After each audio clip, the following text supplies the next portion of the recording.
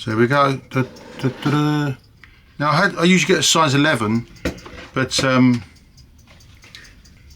because they're quite wide, these English ones, and the only problem is my toes were hitting the bottom, so I've had to go for the size 12. Official bag, official Dr. Martens bag. Got your book.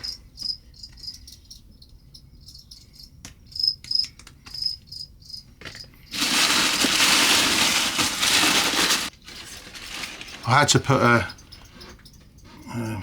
inner sole in these to give them a little bit more, make them a bit smaller. But I've been wearing them for a couple of days and put this insole in, so which made it more like a 11.5. They're really soft, so I'm pretty pleased with them.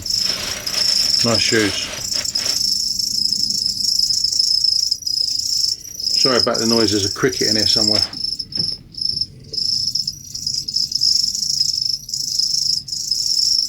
Hold on a minute. Just ruining my video.